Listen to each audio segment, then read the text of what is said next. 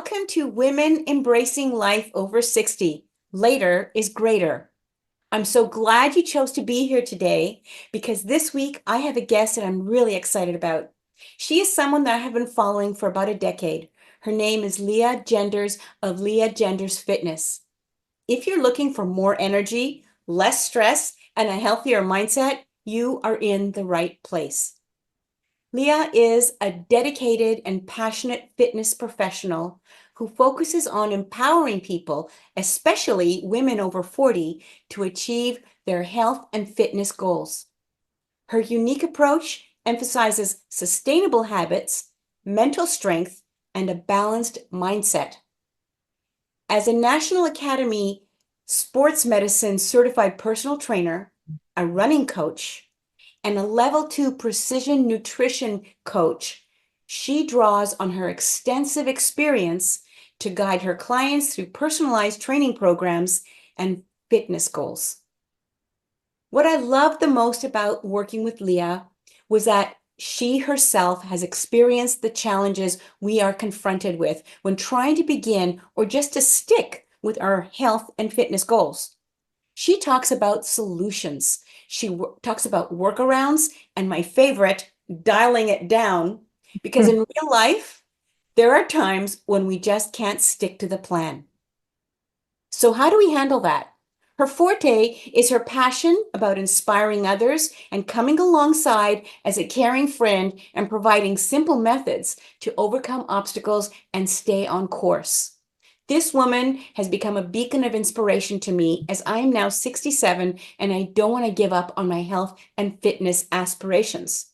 And somehow, with all her career and coaching, she's running webinars, developing video content, and has an upcoming book in the works. I think she must be a ninja. So tune in and listen to Lea and I talk about prioritizing our well-being and balancing our busy lives. Welcome, Lea, and thank you for being here today. Oh my gosh, that was such a great intro. Thank you so much. I am thrilled to be here with you. One thing that I really love about you is that you are showing women what's possible. You're giving all of yourself to women to help them be better, and then you're showing them how to age well. How do you age in a way you're setting the example of what is possible. So I'm so grateful for you that you're putting yourself out there like that to the world to help women be better. So thanks for what you do. That's so sweet of you. Thank you. I never even thought of Mm. that. In one of your recent videos on YouTube, you unpack how to stay mentally and physically strong no matter how busy your schedule becomes. I really like how you say that it isn't about denying yourself, but about making choices that help you feel good. Yes, I mean, it's not, if you're suffering in order to reach your goals, you're not going to be able to stick to it for very long. And the name of the game here is sustainability. How long? We want to be able to live a healthy lifestyle until the day that we die. In order to do that, you can't suffer through it. You can't white knuckle your way through painful things that aren't enjoyable. So the key is to find ways to make a healthy lifestyle enjoyable for you. And everyone's different. So there's not one path that works for every human being. It's about experimentation and saying what works for me and what doesn't work for me and finding that right path for yourself. I love that about you. Mhm. I also want to ask you another question. Sure. Could you share what you know about the main obstacles that are faced by women over 60 who are trying to set their health and fitness goals? So, of course, obstacles are unique to the person. I mean, we all have different life experiences, so that can vary greatly from person to person. But I'll tell you what, I would say that a big obstacle for a lot of people is our mindsets and how we view those obstacles. And I'm not saying those obstacles aren't real because they absolutely are. People have real obstacles to meeting their goals, but it's how we approach them. A lot of times people come up against an obstacle and they give up, or they say it's too big, I can't do it, it's this obstacle's in my way from proceeding. But it's learning how to change your mindset to, what can I learn from this obstacle, or what can I do differently, or what small, I can't, this obstacle is too large for me to overcome, but what small thing can I do right today to make a little bit of a difference? And that kind of mindset will get you through any obstacle long term. I love that because it's very disarming. It sort of takes the level of anxiety and concern and overwhelm, it dials it down to Yes, something that you can digest yes, easily. yes, yes. It's getting Interesting. past the idea that you don't have to be perfect. You Oh, don't have to be perfect. yeah, I Hmm. know. And this generation grew up with that. Mm, So sure. it's important to accept that and go forward with that because it that in itself will stop you right before you begin. But I have another Absolutely. question. Sure. How do women over 60 need to approach their health and fitness? What advice would be different than what you would say to a younger woman? Good question. So, this is one of my favorites, actually. So, as a woman, and as we age, and I'm sure you've noticed this, and other women listening have noticed that, our bodies sometimes don't behave in the same way they did when they were younger, right? So it's like this kind of things that we get used to, and things start to change, and we are learning to navigate the way our bodies are changing over time. And one of the big things is recovery. And so recovery from exercise, recovery from stress. When you're young, and if I'm saying like you're 25 years old, your body, your mind, even like you bounce back a lot easier when you're younger. And then as you get older, you have to learn to live with this body that may need more time to recover. So you can't quite push as hard, maybe, as you did when you were younger, or you might need to allow more recovery than when you were younger. Okay, so that's one thing just to keep in mind, to have a little grace and a little self compassion for yourself. That, okay, some women, when they get a little older, might start thinking, beating themselves up because they say, well, when I was 30 and when I was 40 or even when I was 50, I used to be able to work out every day. And now I can't. So what's wrong with me? It's not that there's something wrong with you. It's just that this is just how our bodies work. So we have to have some compassion that we need longer to recover between workouts. And that's great. My other second huge thing for women as we age, and this applies to all women, but it becomes more important as we get older, is that we are maintaining and building the muscle that we have in our body. Okay. So one thing I hear all the time from women is that say, I've been working out since I was a teenager or in my 20s or whatever. And it's what has worked for me all my life is not working. Like I'm eating the same way I always ate. I'm working out the same way I always worked out. And now it's like I'm starting to gain this weight and things are changing and I don't know what's going on. So, of course, there's a big, wide variety of things that could be going on. And sometimes it's things that are outside the scope of practice of a personal trainer or a health coach.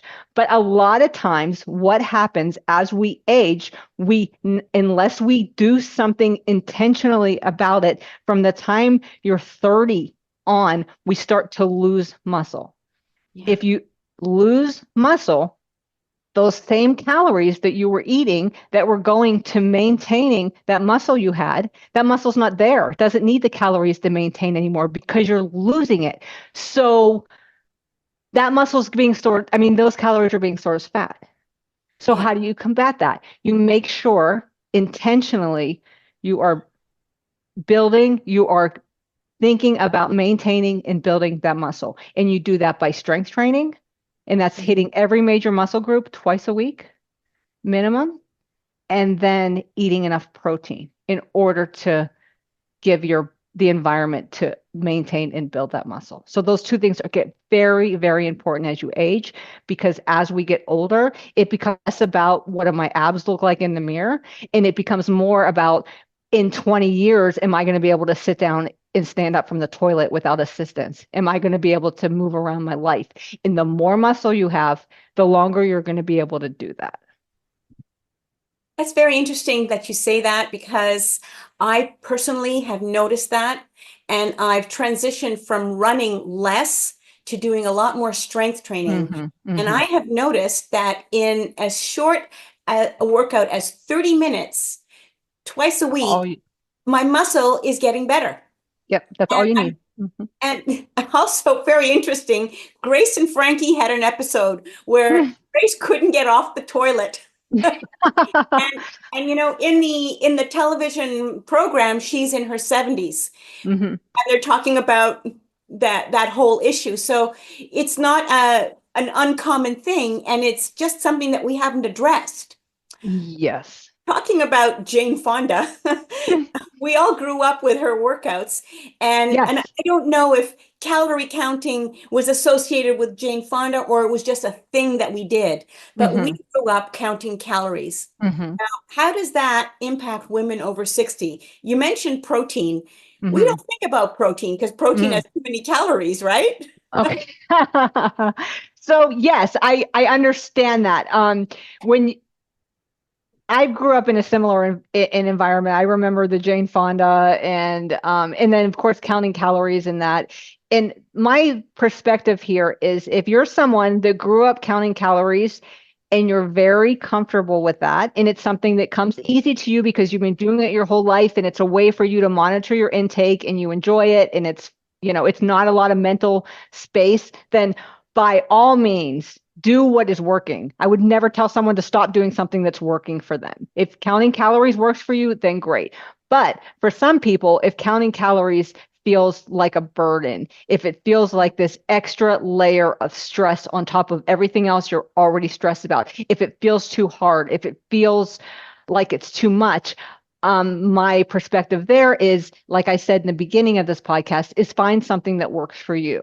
And so one thing that can kind of work for people is to think about portion sizes. So instead of thinking about calories and I'm adding up my calories, but just like what does a portion of a serving of a food look like? So if you're paying attention to what it says on the box, or like if you're making something that comes in a package or a box, like what does that serving size look like, and learning what that is. And so when you can manage that, that really helps in order to control. So it's more like self-monitoring in whatever way makes sense for you. You have to, you can't just say, oh, I'm just not going to count, I'm not going to pay attention, I don't care, because then how do you stay in control of it? So you do have to self-monitor in some way, but it's about finding that way that works for you. Oh, that's I love how you unpack that because it's true. There's two schools of thought. There's those who thrive on counting calories and they feel the self-affirming that they're doing this, but there's others. I even feel like that sometimes that it stresses you out, and I stop Hmm. tracking my macros Hmm. because Hmm. it gives Hmm. me too much anxiety. Yeah. And then you did mention protein. And I think, like we had talked about earlier, protein's really important, especially as we're aging. We need to make sure that we're getting enough protein that we can maintain our muscle. And when you start thinking about protein, if you don't want to track every calorie that you eat, that's okay. But it's a good exercise for a lot of women to do just to get an awareness of how their intake is. Spend 3 days, and it's all you have to do for 3 days is look at what the protein content is of the food that you're eating. Only don't talk about, forget calories, forget carbs, forget everything else. Just only look at protein. And just for 2 or 3 days, just see what your total is at the end of the day and see where you are. I love that because what happens is I get started on tracking and then I stop. Yes, You know, yes. And you I- can, 3 days is a reasonable time frame, and it's mhm, not going to give you overwhelm. I like that very yes. much. Yes, and you can track whatever way makes sense for you. Some people like to put it in an app, and that's fine. Some people might want to just get a piece of paper and write down, well, for breakfast, I had 8 grams of protein, and for lunch, I had 32, and for dinner, and just add it and put your little calculator in and add it up. That's fine too. It's not whatever way makes sense the most for your brain that Yeah, you'll do it. There's no right or wrong. I love that. You Mhm. disarmed the bomb again. Yes. Now, what can you say to someone who got off track and Mhm. lost all the results that they gained Mhm. because life gets busy and it's getting busier, it seems. Mhm. Mhm. So I guess my first question would be, what does loss of the results mean? Does that mean we gain weight, or does that mean we're not exercising as much? I guess what does that mean, first of all? Both of the Yeah. all those things. Okay. So I would say that I would look at what we're prioritizing. I would ask them, what are you prioritizing in your day? And this is a no judgment question because absolutely we Mm. have priorities sometimes that are higher than making sure we get our workout in or making sure that what we eat. Okay, that I mean it happens, like there are emergencies, we have some, we have kids that need our help. There's things that come up that Yeah. have a higher priority if we're working, we have jobs that Oh have my higher goodness. priorities. But over time, I like to have a really, it's like you take responsibility for what you're able to do and not do. So it's not like, oh, well, I was too busy, so I couldn't do it, so it's not my fault. But it's like, what was I able to prioritize today? And so in some cases, it may be that there were other things that legitimately were a higher priority, and that's okay. But you may find that there's many days where you said, I was too busy, but then you think about what you prioritized that day and you realize that maybe what you ate and what you exercise could have been higher, but you didn't put it higher. And that's okay. Again, we're not talking judgment. This isn't a bad girl. This is making an awareness of I didn't prioritize it the way that I should, that I could have in order to get the best results for myself. So it's just really being honest with yourself about what you're prioritizing. And then secondly, I would say life is busy. Everyone's life is pretty much busy, right? We live in this world. Um, Letting go of feeling like you have to do it all or you can't do anything. So if I'm super busy and I can't do a workout today, but can I go take a lap around around the block for 5 minutes? Can I do that? And so if you can say, well, yes, I can do that, but you go, well, Leah, that's not enough. It's only 5 minutes around the block. What's that going to do? Over time, that kind of mindset of squeezing in 5 minutes where you can makes a world of difference, because if you don't start thinking like that, you're going to fall into the opposite direction where you just never do anything ever. But if you start with these 5 minute actions here and there, then when you have more time, you're already used to doing 5 minute actions. So you're like, oh, what's 10 minutes or what's 15 minutes? And you build on it when you can. So forget having to do everything perfectly all the time and just do what you can and have grace for yourself that you're not going to be perfect, and that's okay. You don't have to be. You just have to do the best you can. I really like that because, it lowers the volume of stress that you feel when you think about Mhm. these things. A Mhm. 5-minute bite is nothing. And having the suggestion that you can do it for 5 minutes, just that suggestion alone is disarming because you say, Mhm. sure, I mean, I can walk around the parking lot, worst case scenario, depending on what your circumstances are. And that's really, really interesting. Mhm. Now, here's the big one. My listeners Mhm. are probably thinking, how can we manage to indulge in the holidays, the Yeah. eating and the celebrating without the guilt and without ditching our fitness routine? Yes, I love this. So thank you for bringing it up because I'm actually doing a live workshop and it's going to be on November 5th. And I will leave a link for you to leave for your listeners. So I would love if you would join it because it's 100% free. And yes, I'm going to give tips on how to navigate the holiday. So this is not going to be a workshop about what you're not allowed to do or what you have to stay away from, or this is a workshop about opening up your mind to the possibilities of enjoying the holidays while still sticking to your goals. And so I will argue that a healthy lifestyle includes being social. It includes going to parties. It includes Yeah. being around family and friends, and those kind of, if you stay home and eat broccoli because you're too afraid to be faced with the dessert table, is that healthy? No, that's not healthy. So it's healthier to have an enjoyment with your family and friends and have that social interaction, even if a piece of pie is involved in that. So it's opening up your mindset. So in my workshop, we're going to talk about mindset and why that's important. We're going to talk about exercise and just some of the things we mentioned here about doing what you can. Can you get those 5 minutes in? What can you do to keep it top of mind and moving forward while you're busy? And then we'll also talk about nutrition and that same sort of mindset of let's do the best we can and be conscious about the choices that we're making and really enjoy the choices we're making and not be mindful rather than mindless while we're making those choices through the holidays. And I think if as long as we keep our health and fitness top of mind, then any little steps that we take are going to move us in the right direction. So when January comes around, we're going to be that much stronger and ready to start our new year strong, whatever goals we want to set for ourselves in 2025. I think that's a brilliant idea because Hmm. starting in November means you're going to hit the ground running in January. Yep. No pun intended, but Yes, that's yeah, exactly right. That's exactly so right. it's And so, November 5th. yes, November 5th. Thank you. Is there a time frame? How is this going to happen? So it's going to be over Zoom and it will be at 5:30 Central Time. Okay, that's Yes. really good. And Yes. what window of time do we need? About an hour, I It'll guess. be at about, yeah, it'll be an hour. Yes. And Okay. it'll be an interactive workshop. So if people have questions, if they want to show up and like ask questions, like it'll be live back and forth. So it's not some recorded thing. Like we actually can have a conversation and I can answer questions and hopefully I can really help people like, get through the holidays So it'd in a be good to healthy, prepare. It'd be good yes. for us to prepare questions when we come to your workshop. Yeah, It's I an would love that. opportunity to Yeah. ask a really good coach. Yeah, yes, yeah, I would love that. And one thing I think is worth mentioning is it's really a good idea if you start to learn how to build the skills and abilities on Yeah. this kind of stuff while life is busy.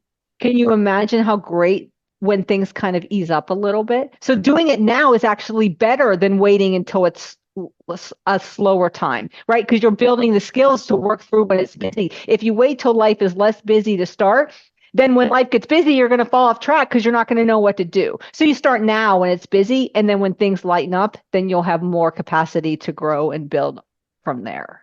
That makes so much sense. Yes. And really it's equipping yourself to, just like you study for an exam, this is a similar thing, but it's a metaphor for preparing yourself for what's coming up because I'm Greek and we have so many Ah, Greek desserts yes, yes, yes. And that you don't I want can't to, say no to. yes, and you shouldn't have to. You don't have to deprive yourself of those things. I mean, that's part of life. It's a part of enjoying life. It is, Yes, and not just for Greek people, but all cultures. sure. So, and it's a nice way to embrace the holidays and know that, you know, you've got a plan. And the fact that you've got a plan makes it so much easier to enjoy rather than being there and, as you say, white knuckle it through the dinner. Yes, You know, right, it's right. not fair to yourself. So I Yes. really like that. Mm-hmm. So. Mm-hmm. As usual, I like to ask all my guests for three takeaways. Mm. What can you suggest? Okay, so I think the three most important things we talked about were one is your mindset. We want to make sure that we're getting away from that all or nothing thinking, that we're really just thinking about what's the best thing that we can do right now that makes sense in my life. If Mhm. you ask yourself that question every time you're faced with a decision, you by giving yourself that pause before you act, you'll be successful just by asking yourself the question, what's the best I can do here? Or how can I make this just a little bit better? And just being understanding of yourself Mhm. that and having some self-compassion with like life's busy and it's okay. You're just doing the best you can. The second thing I'll say, and I mentioned, and we talked specifically about women over 60, is that strength training piece. And it's really important. And I know that if you haven't done it before, like starting, it can be like scary because it's a learning process. Like, I mean, if you can hire a trainer, that's great. If you can go on YouTube and watch videos about using proper form, that's great too. I mean, just whatever resources you have available, but building that muscle is really, really important. And then I would say the last thing is that protein piece. Let's prioritize that protein, which we talk about the holidays. Well, the good news is the holidays are usually the main dinners around holidays are usually built around protein, right? So I always, a good piece of advice is when you're approaching your holiday meal, protein first. So like let's eat the turkey first and then let's and then get our vegetables and then whatever room we have left we can fill in with the good stuff. But like fill up on the protein and get that done first. So I think those are my three takeaways. Thank you so much. It's obvious that you've got a passion for this and you're compassionate and it comes through in your conversation. And you've got YouTube videos about starting Yes. resistance Yes. training. And Yes. you've got this amazing blog that I have been following for almost a decade now. Oh, that's So amazing. to my listeners, be sure to follow her on YouTube because Mm, that's where she puts these golden nuggets in mm, easy to digest segments. They're not very long, so it's hmm. doable. Yeah. Also, the other good thing about it is, when you do a beginner's video and halfway through the beginner's video, you're bagged. Well, these videos are not like that. They're really beginner's videos and they're helpful. Yes. Mm, And also, think about subscribing to our emails because mm, there's no fluff, and they're easy to read. The structure is excellent, and that's the one email that I get that I set aside and I get a cup of coffee and I go through it because mm. there are so many nuggets in there, and I always find something that is relevant to my life. So thank you for all that you've been doing so consistently, Mm. almost a decade. So Yes. thank you very much for all of you choosing to be here today. Yes. Thank Thank you, you. Leah, for everything that you have provided for us. It always means the world to me that people enjoy this, and I'm so happy about it. I'm going to leave all of Lea Genders' fitness links in the description box, Thank you. well as that very important workshop, which is free. And, Hmm. and it's really something that's a wonderful gift before the holidays. So, to all of my listeners, and especially to you, Leah, I hope you have a fantastic day. And thank you so much for being here. Yes. Thank you so much. I appreciate the opportunity. It's always so great to chat with you. Thanks. Thank you. Bye.